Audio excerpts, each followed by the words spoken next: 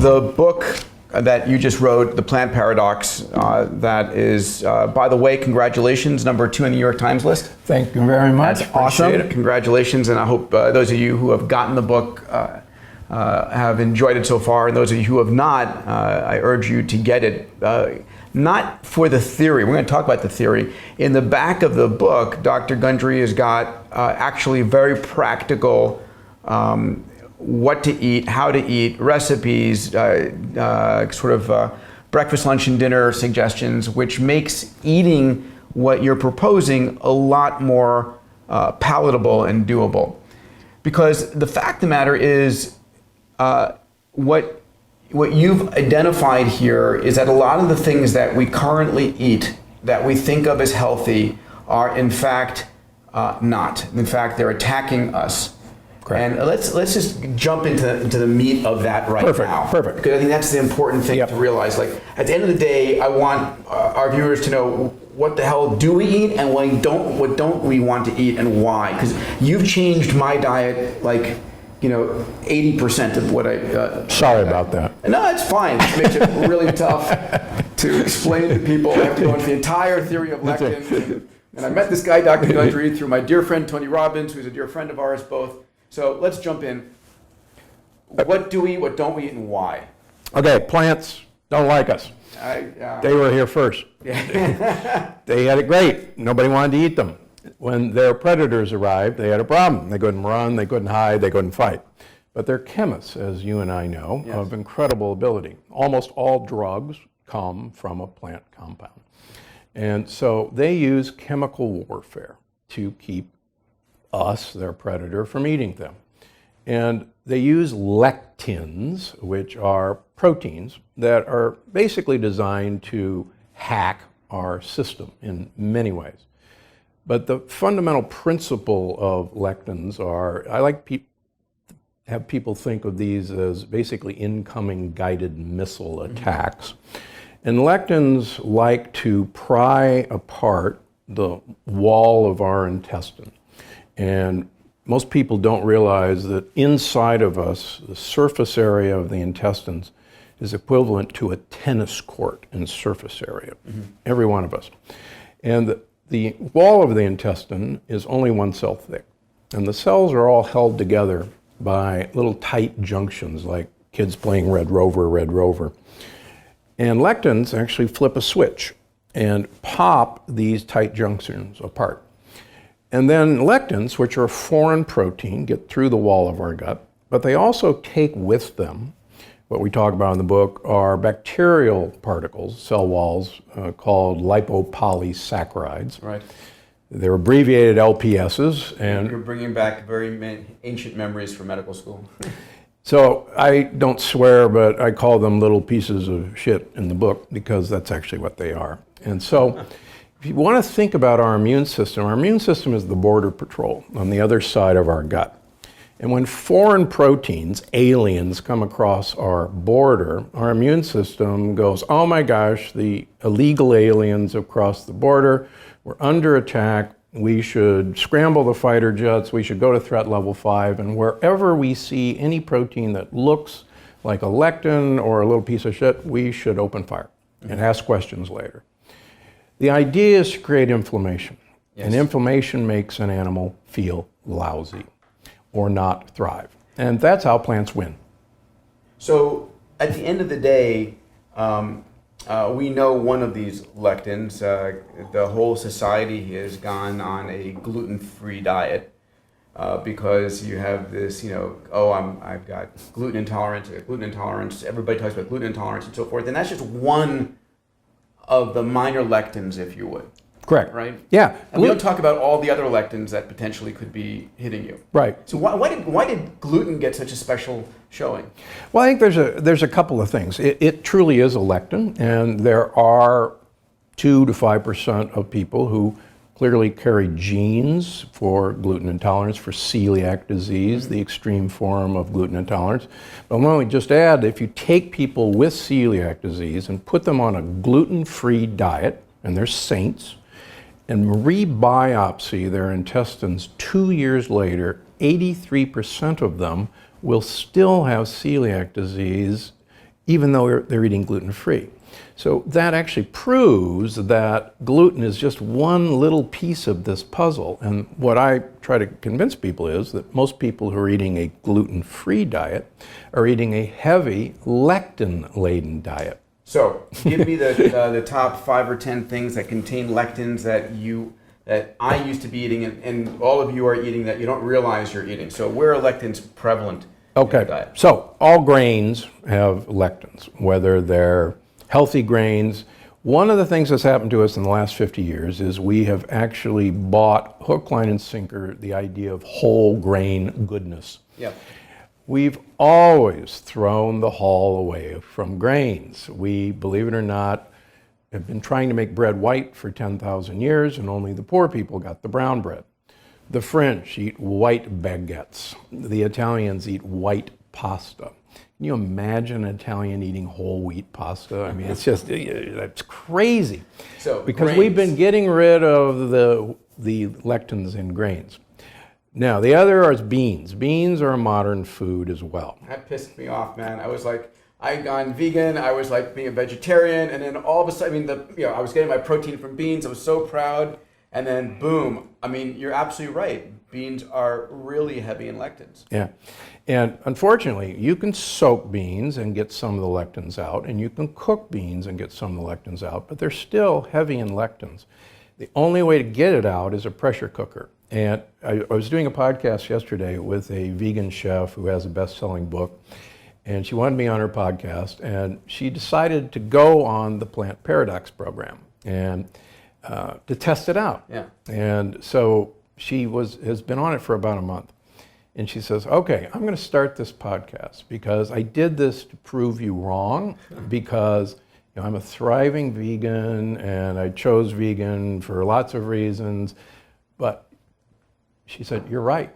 She said, I can't believe how much better I feel following your vegan diet. There's a vegan version in the book. There's a vegetarian version in the book. She said, you took away what I thought every vegan had to eat to be healthy. And when I took those out of my diet, she said, you're right. I hate to admit it, but I'm here on the podcast telling you were right. And this is actually the response I get from almost every human being, including myself. So grains. Okay, grains and beans. And beans. And then And American plants. American plants. So this is interesting, right? I love this. Again, it's about logic, right? Most of us didn't evolve in America 100,000 or a million years ago. We were alive in the savannas of Africa. Yeah, we all came from Africa. Yeah. And none of us from America are from America. We're from Europe, Asia, or Africa. Yeah. So none of us have ever encountered an American plant. Or our genomics didn't encounter it. Correct. Yeah. Or our microbiome. Or our microbiome, yeah. Until 500 years ago, when Columbus started trade. Well, there are the American Indians watching who probably... But they're Asian, no offense. over across the... You came here about 11,000 years ago, so we're all from somewhere else. Sorry about that. And we're all originally from Africa. Yes, agreed. So our genomics evolved for a non-American plant diet. And so what are the American plants that we are eating that we shouldn't be? So the two beans that are peanuts and cashews, they're beans, they're not nuts, they're American. Peanuts are some of the most deadly foods ever found. The nightshade family, potatoes, eggplant, peppers, tomatoes, and goji berries. Goji berries are American. They were called the wolfberry. They were taken to China in trade, and they grew extremely well. So these are all nightshades. And the sad thing is, in general, the peels and the seeds have the lectins.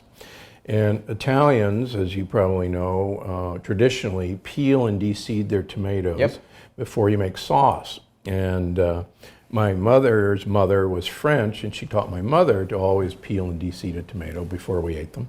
And because that's where the lectins are. Because that's where the lectins are, and they were removing them. Yeah. The same way with peppers. You'll never open a glass jar of Italian bell peppers and see peels and seeds, because they're gone. The Southwest American Indians always char and de-seed their peppers before they grind them into chili powder or eat them.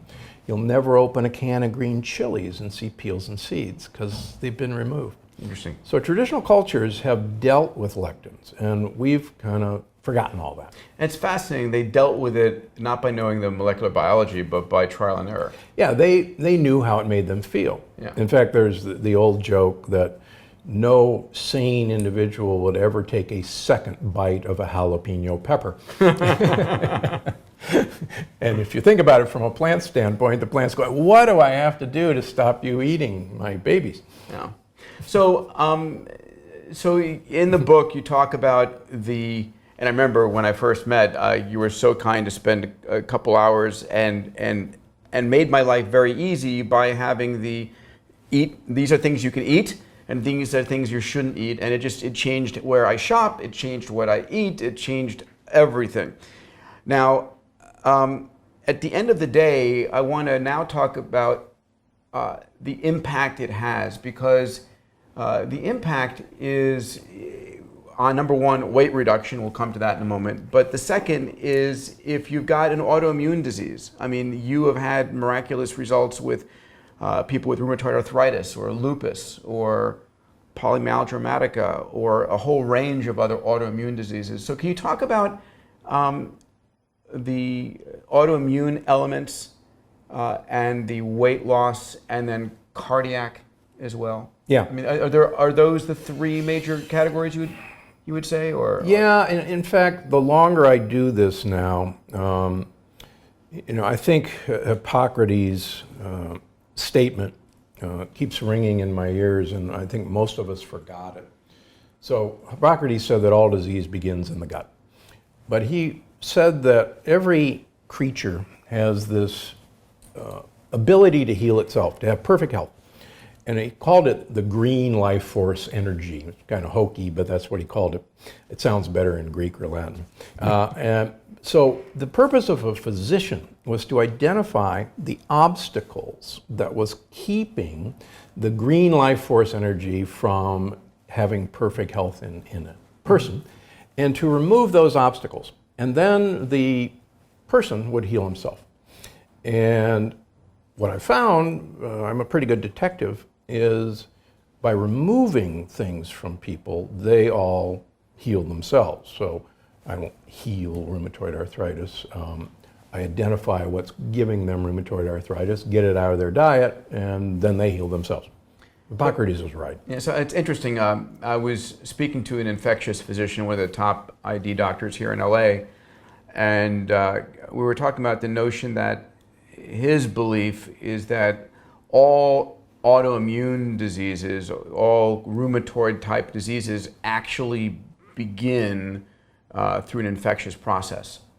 It's your body having, your immune system basically identifying some kind of a alien protein, maybe with part of your molecular structure, and turning on an immune cell that attacks it, and then when the infection's gone, you still keep attacking yourself.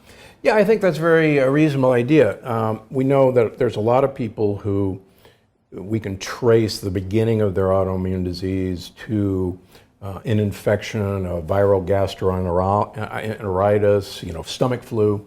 We can trace it to somebody getting a ton of antibiotics and killing off their microbiome. Certainly, we've seen people with a stressful encounter. I remember one woman very clearly in Santa Barbara. Her rheumatoid arthritis started a week after her mother's sudden death when she was about 13 years of age. She remembers it vividly, and now she doesn't have it anymore, but what happened was she had leaky gut from that shock. And one thing I like to use as an example, we know that marathon runners, elite marathon runners, get a profound leaky gut. And you actually see marathon runners towards the end of a race have bloody diarrhea as they near the finish line. And our immune system in marathon running takes this tremendous hit for about 2 weeks, and the gut becomes permeable. But so I think Hippocrates is right that it starts in the gut. Now, whether a bacteria gets through, whether a lectin gets through, whether both accomplish it.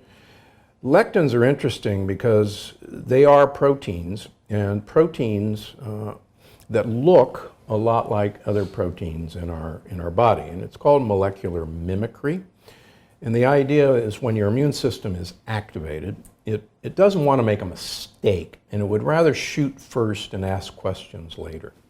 So imagine your fighter jets are scrambled and they come across your thyroid gland, and there's lectins or other proteins that look like lectins, and your immune system says, oh my gosh, this poor woman, her thyroid's full of lectins and we should kill them. And it's amazing the number of people with Hashimoto's thyroiditis that it actually has come from their gut, whether it's permeability.